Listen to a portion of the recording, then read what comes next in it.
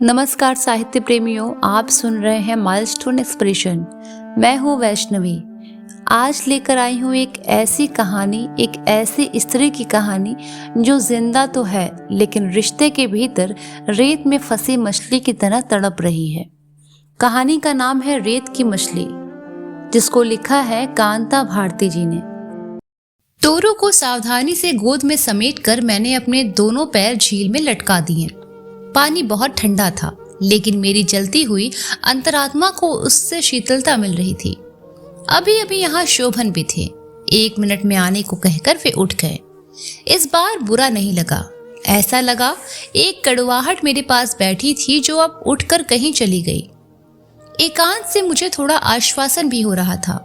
यह झील डूबने के लिए भी तो काफी है।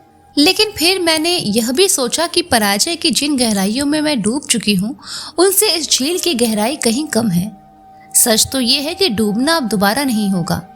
लहर डुबाकर, झकझोर कर, निष्ठुर होकर जिस बिंदु पर छोड़कर लौटी है, वहीं से अपना रास्ता शुरू होता है। शीतल धवल अपनी छाती पर खेलकर नीचे धकेल दी गई जलधारा पत्थर, बालू और मिट्टी की कब्र से बाहर आएगी। हरितिमा को अमरबेल खा गई, लेकिन जीवन शक्ति के तंतु अभी भी जीवित हैं। शोभन की प्रतीक्षा निरर्थक थी। प्रतीक्षा करने की इच्छा भी नहीं थी। सूरज ढलते ढलते चूंकि सर्दी और अधिक हो जाने का डर था, इसलिए मैं तोरू को लेकर झील के किनारे से लौट पड़ी।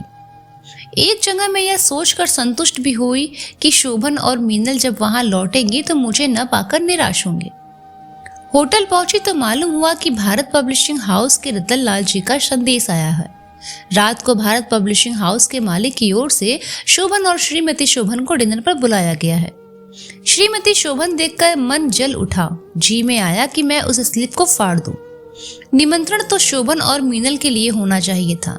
श्रीमती शोभन नाम का एक पद अवश्य था, लेकिन उस पद पर अगर मीनल न थी तो मैं भी नहीं थी। काफी रात गए शोभन लौटे। कमरे का दरवाजा खुलने से पहले मुझे हंसी सुनाई दी। मीनल हंस रही थी। इस तरह हंस रही थी जैसे गुदगुदाया जा रहा हो।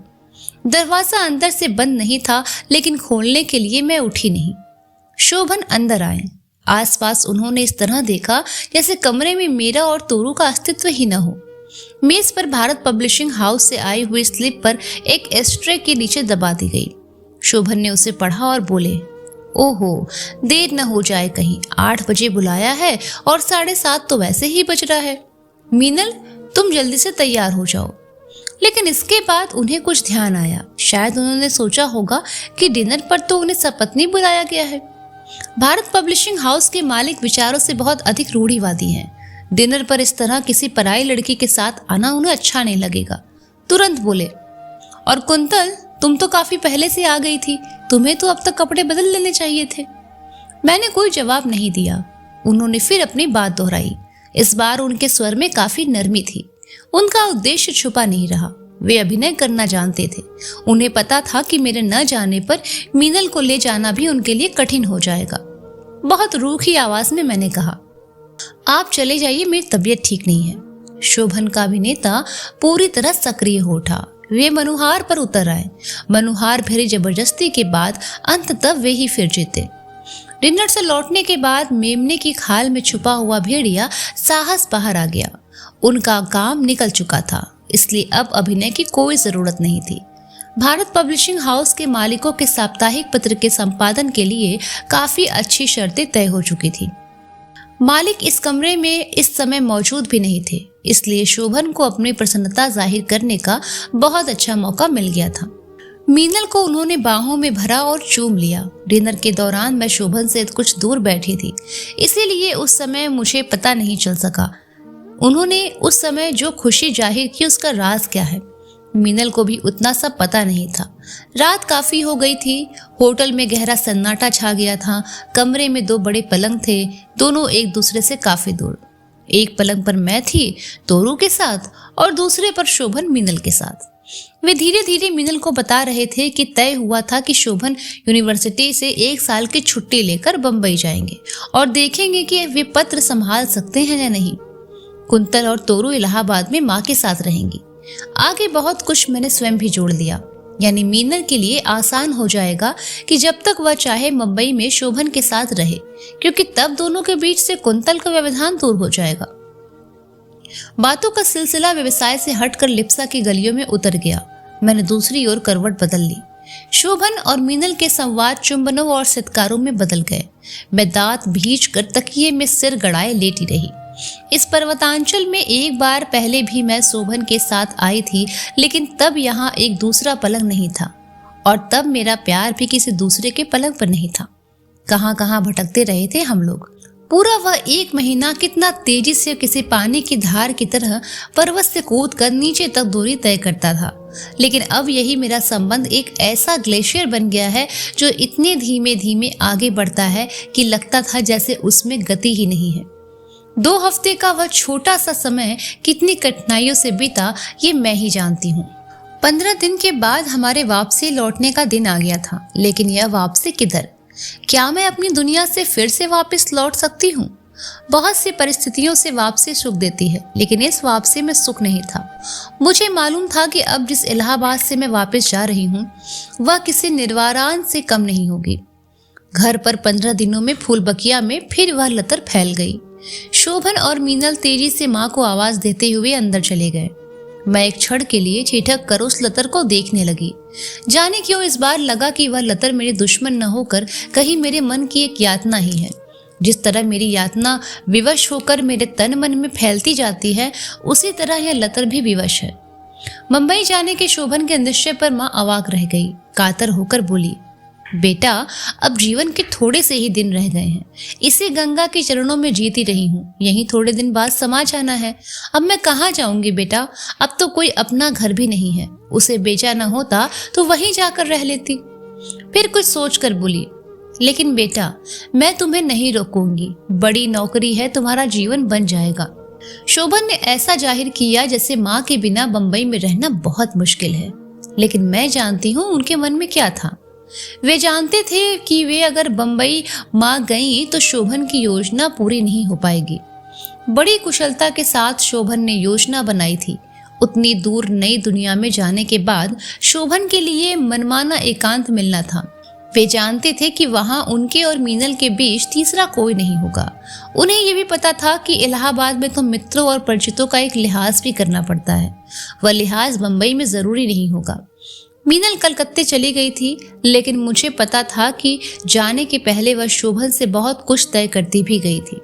शायद शोभन ने यह समझा भी दिया था कि अब कुछ ही दिनों की बात है। उसके बाद साहित्यिक मित्रों के बीच हुई प्रतिक्रिया शोभन को अच्छी नहीं लगी, लेकिन अपने धूर्त मुस्कुराहटों से वे उसे दबाते रहे। स्पष्ट कहने वाले लोग वैसे भी कम थे। सिर्फ एक बात वर्मा जी ने हंसकर कही, अब तो एक और कॉन्फ्रेंस करनी पड़ेगी जिसका विषय होगा साहित्यकार और श्रेष्ठाश्रय। पीटी हुई हंसी के अलावा शोभन के पास कोई और उत्तर न था। दुनिया में हुई अपनी इस पराजय को शोभन अपनी भावी योजनाओं के सपने से ढक लेते थे। शोभन मुझसे आंखें चुरा रहे थे। इन दिनों लगातार आंखें चुराते रहे थे। कोशिश यह करते थे कि या तो मित्रों में ही रात बीत जाए या फिर लिखते हुए इतनी देर हो जाए कि मैं अनायास ही सो जाऊं। हर रात एक घुटन मन में उमड़ती थी। नैनीताल से लौट कर आने के बाद और मीनल के लौट जाने के बाद जो एकांत हुआ था, उसका कोई भी अस्तित्व मेरे लिए नहीं था। मेरे और शोभन के संबंधों की धरती का एक एक छोर उस जंगली लतर से ढक गया था और वहां एक अंकुर भी उग नहीं सकता था। मेरे निर्वासन की प्रक्रिया पूरी हो चुकी थी। शोभन के पास अब अकेला कुछ था ही नहीं जिसे मैं अपना कह सकती थी। कई दिन मैंने सोचा और इस बात की कोशिश की कि तोरू को जल्दी सुलाकर मैं शोभन से कुछ बातें करूं, लेकिन इसका अवसर ही नहीं आया। या तो शोभन उसी वक्त कुछ लिखने में बहुत व्यस्त हो जाते थे, या सहसा वे याद दिलाने लगते कि देखो तोरू अकेले सोई है, पलट कर गिर जाएगी। उनकी इच्छा को बहुत अच्छी तरह समझकर मन की चोट दबाए हुए आकर मैं अपने पलंग पर लेट जाती। चुपचाप उभरती हुई रुलाई गले में रोककर जाने कितनी देर तक भीगी हुई आंखें तकिए पर दबाए लेटी रहती और फिर सो जाती। शोभन का रिजर्वेशन हो चुका था, तैयारियां पूरी हो चुकी थी। अगले दिन उन्हें बंबई रवाना होना था। सिर्फ एक रात ही बीच में थी। सारे दिन मन अपने आप में मत्ता रहता। मैंने निर्णय किया था कि आज इस रात जैसे भी होगा मैं कोशिश करूंगी कि इस द्वंद्व का फैसला हो ही जाए। अगर कुछ टूटना है तो वह अंतिम रूप से टूट जाए, और अगर कुछ शेष बचा है तो उसे। रेत के रेगिस्तान से पानी नहीं निकलता। तपती धूप में वह दूर पर कभी कभी चमकता हुआ दिखाई दे जाता है, लेकिन वो पानी नहीं होता। रेत में तड़पती हुई मछली के लिए वहां पानी नहीं, सिर्फ रेत होती है। शोभन पहले से ही सावधान थे। अपने निकट मेरी उपस्थिति का एहसास होते ही उन्होंने अपने आप को इस तरह व्यस्त कर लिया था कि जैसे कोई बहुत ही जरूरी कागज वे ढूंढ रहे हों। थोड़ी देर में ज्यों की त्यों खड़ी रही। मेरी उपस्थिति से उन्हें मानसिक कष्ट हो रहा था। उसी तरह कागजों को देखते हुए बोले, तुम सो क्यों नहीं जाती? ज्यादा जागने से तबीयत खराब हो सकती है। याचना की उस पिछली अवधि में पहली बार मैं इस तरह फूट कर रो पड़ी कि अब लगता है जैसे उससे बड़ी भूल मैंने दूसरी नहीं होगी की। रोने की आवश्यकता क्या थी? किसके सामने मैं रोई थी और क्यों रोई थी? इस तरह रोकर अपनी कमजोरी जाहिर करने के अलावा मैंने किया क्या था? शोभन कागजों में और अधिक व्यस्त हो गए। मुझे अपमान महसूस हुआ। मेरी रुलाई बढ़ गई, लेकिन शोभन ने अपनी व्यस्तता तोड़ी नहीं। शोभन की उदासीनता से जो अपमान महसूस हुआ, उनसे एक बड़ा काम जरूर किया। मेरी रुलाई रुक गई। ये अच्छा ही हुआ, क्योंकि अधिक रोती तो अपमान ही अधिक बढ़ता। शोभन की उदासीनता में कोई अंतर नहीं पड़ता। मुझे पता चल गया था कि मेरा निर्वासन अब निश्चित हो गया है। मैं तेजी से अपने पलंग पर लौट आई। शोभन ने शायद अपनी निरर्थक होश एक क्षण के लिए बंद कर दी। कमरे में पूरी तरह सन्नाटा छा गया। शोभन शायद उस सन्नाटे से ऊब गए होंगे, क्योंकि उनकी आवाज सुनाई दी, कुंतल, तुम तो बच्चों की तरह व्यवहार करती हो। बात तो कुछ समझती नहीं। जाना है और उसके लिए इतनी बड़ी तैयारी करनी है। बहुत कुछ कड़वी बातें मन में आई, लेकिन मैंने कुछ कहा नहीं। अब ऐसा रहा ही क्या जिसे मैं ना समझती? सभी कुछ तो साफ हो गया था मेरी आंखों के सामने। मन कर रहा था कि मेरे शब्द कोई ऐसा हथियार बन जाए जिससे या तो मैं अपने आप को बेंध लूं या, लेकिन नहीं। उस समय भी प्रतिशोध की राह में मेरे संस्कार आ खड़े हुए थे। विवशता और मानसिक थकावट के कारण मैं जाने कब सो गई। किसी घटना या किसी इतिहास के निशान कभी कभी अपने आप मिट जाते हैं, लेकिन कभी कभी घटना के छूटे हुए निशान खुद बहुत धुंधले होते हैं। उन धुंधले निशानों को देखकर वह कहानी पढ़ पाना मुश्किल होता है। वैसे अब इन स्मृति चिन्हों की आवश्यकता भी नहीं है। ये पत्र, डायरी के पन्ने, चित्रों पर लिखे हुए नोट्स, इनमें से किसी का भी अर्थ अब कुछ नहीं रह गया। ये तभी तक सार्थक थे जब तक इनकी कहानी जिलाए रखने की चाह बनी हुई थी। अब वह मर चुकी है। कहानी को भी जीते रहने का अधिकार नहीं रह गया था। अदालत में मुकदमा चल रहा था। अदालत के मुकदमे से अब क्या होगा? जो कुछ टूटा है उस पर कानून की एक मोहर लग जाएगी, और क्या। वकील ने कहा था कि ये सारे कागज सहेज कर रखना। यदि मुकदमे में ये काम आए भी तो उससे क्या होगा? अब ये कागज सहे नहीं जाते। जब तक ये कागज रहेंगे तब तक मुझे जलाएंगे ही। नहीं, अब और अधिक जलने से इच्छा है कि मैं इन स्मृति चिन्हों को जला दूं, जलाकर हमेशा हमेशा के लिए समाप्त कर दूं। कमरे की छोटी सी अंगीठी में एक एक करके वे कागज मैंने जलाने शुरू कर दिए। पत्रों और डायरी के पन्नों का यह अर्थहीन क्रम लगातार जलता जा रहा था। उनमें शब्द हैं और वाक्य हैं, लेकिन उनके अलावा जो अर्थ है वो इतिहास गाथा है। वह उन कागजों के बाहर उन चिन्हों से अलग है। काफी लंबा है चिन्हों का यह सिलसिला। जैसे अथाह बालू की गर्म दलदल में मुझे चुपचाप हस्ती छोड़कर इधर ही कहीं से गुजरा हो इतिहास गाथा का अगला अध्याय। जनवरी 1960, या और सही कहा जाए जनवरी 1960 से शुरू होता है अस्फुट पद चिन्हों का यह सिलसिला। कथा अदृश्य होकर बहती है, दिखता कुछ नहीं, सिर्फ घटता रहता है। कथा जहां मुझे छूती है वहां सिर्फ कुछ निर्जीव निसंग पत्र हैं, ऐसे पत्र जो कहते कुछ नहीं। ये सब न किसी ने होठों से कहा, न किसी ने कानों से सुना। तुम्हारा कुछ भरोसा नहीं, किधर किस मोड़ पर घूम जाओ, भटकते रहो। सुनो बेनो, मेरे मन की दुविधा अब समाप्त हो गई। अब मैं फिर पहले जैसा हूं, गंभीर अथाह समुद्र की भांति। समुद्र, रेत का गर्म धधकता हुआ समुद्र। अब यह उमड़ता अमर्यादित व्याकुल ज्वार इन आतुर होठों में बंधकर सिमट गया। स्वाति के केवल एक बूंद सा टपकने को। कौन सी स्वाति की बूंद? वह जो घने बादलों की छाती से टपकती है, लेकिन नीचे किसी सीप के होठ में नहीं, सूखी सिकता के धधकते अंक में समा जाती है ना। इससे अधिक कुछ नहीं। रेत की तरह सूखे शब्द और घने बादलों की छाती से टपक कर अतल की ओर जाती बूंद की प्रतीक्षा। मुंबई से खत आया है। खत में है ही क्या? मेघदूत अगर यक्षप्रिया के लिए सिर्फ एक मुट्ठी रेत लेता आए तो उसमें क्या पढ़ा जाएगा? क्या लिखेंगे शोभन? वे तो मेरे मन की भाषा बिना पढ़े ही चले गए। फिर भी मेरे तन मन की तृष्णा उनके लिए मोह का रूप ले, उसी की चिंता में डूबी रहती और इसी आशा में रहती कि पत्र तो वे अवश्य लिखेंगे। इतनी में डाकिया आवाज देकर पत्र दे गया। कुंतल। मैं ठीक से पहुंच गया। बंबई पहुंचते ही कंपनी के कुछ अधिकारी मुझे लेने आए थे और बहुत स्वागत भाव से मुझे गेस्ट हाउस में बिठाया। नौकरी पर जाने लगा हूँ। नए ऑफिस में नए लोगों के बीच बड़ा पराया सा लगता है। अभी कुछ देर पहले कंपनी के मैनेजर से बात हुई। एक आध हफ्ते में कमरे का प्रबंध हो जाएगा। सवेरे गेस्ट हाउस छोड़कर होटल में जाना पड़ा।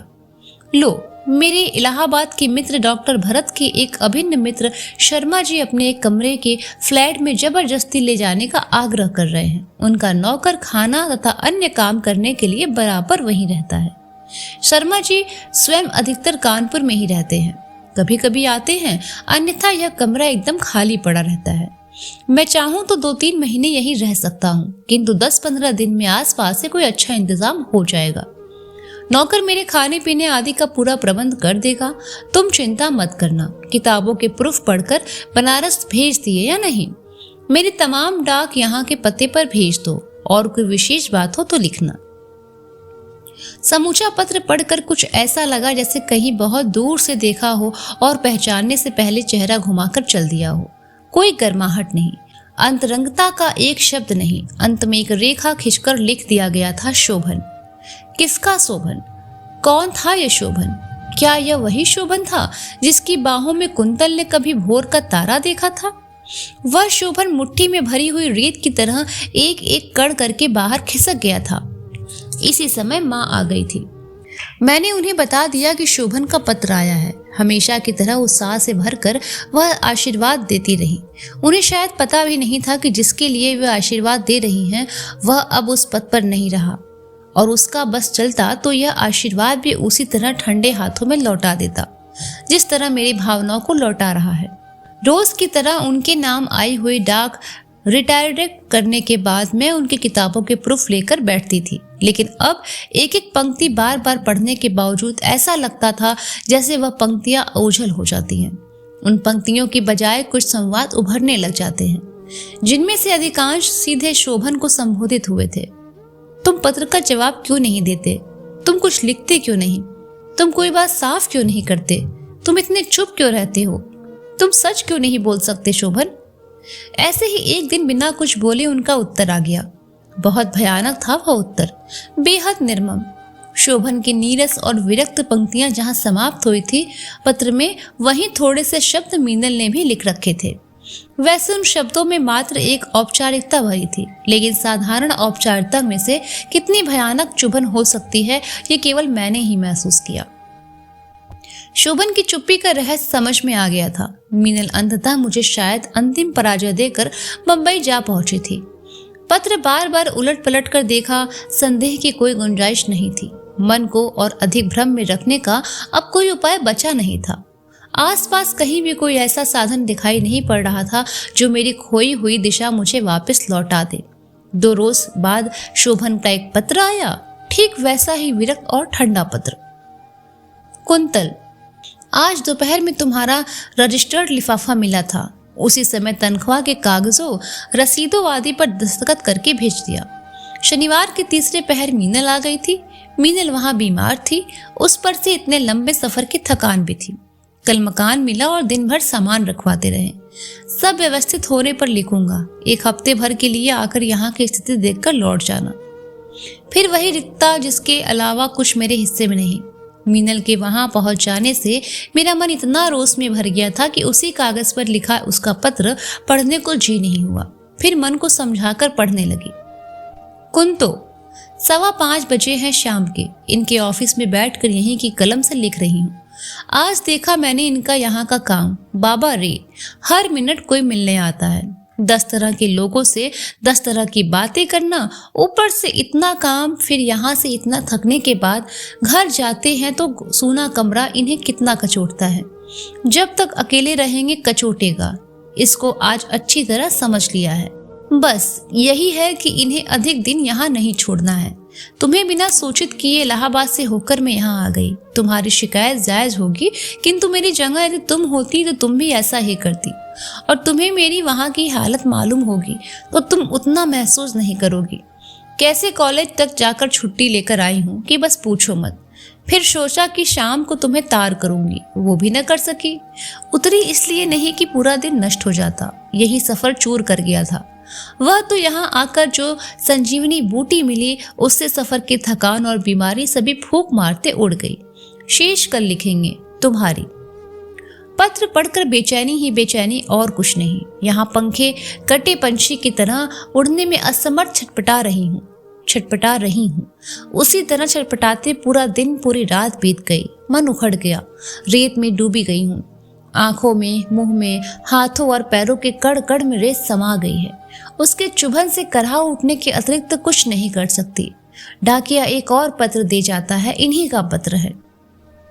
कुंतल, तनख्वाह के कागज पहुंच गए होंगे और रुपया इस्तेमाल कर लेना। कल शर्मा जी दिल्ली से लौटेंगे, तुम्हें तार से रुपए भेज दूंगा। असल में शर्मा जी के चले जाने के कारण बैंक में अकाउंट न खोल सका था, नहीं तो अब तक रुपए भेज देता। दूसरे, मैं आश्वस्त था कि तुम्हें तनख्वाह तो मिल ही चुकी होगी। उधर यह भी ख्याल आ रहा था कि तुम आ रही हो। इस समय रात के 9 बजे हैं और मेरा ख्याल है कि मीनल काशी एक्सप्रेस इटारसी पहुंच रही होगी और दोपहर तक वो तुम्हारे और तोरू के पास होगी। असल में हुआ ये कि तुम्हें पिछले शुक्रवार को चिट्ठी लिखी थी, तब तक मीनल के आने का कोई अनुमान न था, बल्कि मैंने तो कलकत्ते उसकी हालत जानने के लिए 2-2 तार दिए थे कि अगर तबीयत ज्यादा खराब हो तो छुट्टी लेकर हवाई जहाज से पहुंच जाऊं। खैर, दूसरे दिन मीनल आ गई। फिर मकान ढूंढने में दलालों के साथ साथ घूमना पड़ा। पेशगी देने का इंतजाम हुआ। फिर 10 से 5 तक दफ्तर। ऊपर से मीनल की हालत ऐसी खराब थी, उसी की हिम्मत थी कि जान हथेली पर रखकर 1500 मील चली आई। शनिवार, इतवार, मंगलवार कैसे बीते हैं कि हम तीनों पहर का खाना भी न खा सके। मकान तुरंत हम लोगों ने इसीलिए भी तय किया कि तुम आ जाओ। सारा सामान तुरंत उठवाया। सेठ सेठानी और सब लोगों से कह दिया कि तुम आ रही हो। मंगल को तय होते ही तुम्हें तार दिया और मीनल ने तुम्हें पत्र भी लिखा। तुम्हारा भी तार आया कि तुम इतवार को पहुंच रही हो। मीनल ने अपनी छुट्टियां बढ़वाई जिससे कुछ दिन तुम्हारे साथ रह सके। खैर, जो हुआ सो हुआ, तुम नहीं आ सकी। अगर तुम मेरी जगह होती और एकदम आकर ऐसी मुसीबत में पड़ती, तब मालूम होता कि वक्त निकाल कर जितना लिखता रहा बहुत है। अब 2 दिन से स्थिति सामान्य है। अब काम का फैलाव सिमट गया है और बिल्कुल फुर्सत है। आगे भी अब काम कम होता जाएगा। सेठ सेठानी अभी यही हैं, कल मुझे दोपहर खाने पर बुलाया है। अब तुम 15 दिन बाद आओ। आने के पहले मैं तुम्हें लिख दूंगा क्या क्या लाना है। पूजा घर के बाहर रैक रखा है, उसमें पुरानी फाइलों में अंग्रेजी की टाइप पांडुलिपि पड़ी है। वहां डॉक्टर भरत को दे देना। अच्छा, स्नेह। चलो, शोभन ने अंत में स्नेह तो लिखा। प्यार नहीं तो स्नेह से ही संतोष कर लूंगी। वह भी बना रहे तो मेरे भाग्य है। केवल रिक्तता से तो स्नेह गनीमत है। फिर मीनल आज पहुंच जाएगी। केली क्रीड़ा से थकित क्लांत होगी, सो कुंतल को उसकी सेवा टहल और स्वागत के लिए तैयार रहना चाहिए, नहीं तो शोभन से बदला निकलवा लेगी। मन ही मन सोच लिया कि बेबी के साथ अकेली मैं तो स्टेशन जाऊंगी नहीं, चाहे कुछ भी हो जाए। इसका फल जो होगा देखा जाएगा। दोपहर हो आई पर मीनल का कहीं पता निशान नहीं। शायद गाड़ी लेट हो या स्टेशन पर कोई स्वागत के लिए आया न देखकर देवी लौट गई हो। इन्हीं सब विचारों में खोई थी कि डाकिया एक पत्र दे गया। लिखाई तो मीनल की थी। खोल कर देखा तो ये फरवरी की 1 तारीख के पहले सत्र का पत्र था और इतने दिनों के बाद आज कुछ बात रही होगी। खैर, पढ़ने लगती हूँ। कुंतो, सुबह के 5 बजे हैं। सिर और कमर में बेहद दर्द है। पैरों की नसें भी मुड़ मुड़ कर बुरी तरह खींच रही हैं। इतना कष्टप्रद सफर मैंने आज तक नहीं किया। यहाँ आ गई हूँ। फिर ये है, कल तक एकदम ठीक हो जाऊंगी। मैं तो तुम्हें आते हुए साथ लेती आती, पर यहाँ की स्थिति वही शर्मा जी के कमरे के मकान की थी। बड़ा मकान मिलते ही तुम्हें बुला लेंगे। इस एक कमरे में मैं और शोभन है। तुम्हारे और बच्ची के रहने की जगह कहाँ? मकान मिलते ही लिखेंगे। तुम्हारी मीनल। मेरे लिए और तोरू के लिए जगह नहीं है, मेरे अपने ही घर में जगह नहीं है, मेरे अपने पति के घर में मेरे लिए जगह नहीं है। एक दिन शोभन ने मुझसे कहा था वे अपने घर में मेरी प्रतीक्षा कर रहे हैं। मैं और अपना घर, अपने स्वजनों का घर छोड़ कर आई थी। अब उसी घर में मेरे लिए जगह भी नहीं थी और तोरू के लिए भी नहीं थी। हताशा और बेचैनी से छटपटाती हुई मैं उस समय अपना सिर पटक कर चूर क्यों नहीं कर सकी थी। हाँ, मुझे याद है, खिड़की की चौखट पर एक हरी लेकिन डरावनी शाख जैसे मुझे एकटक घूर रही थी। मैं कांप गई।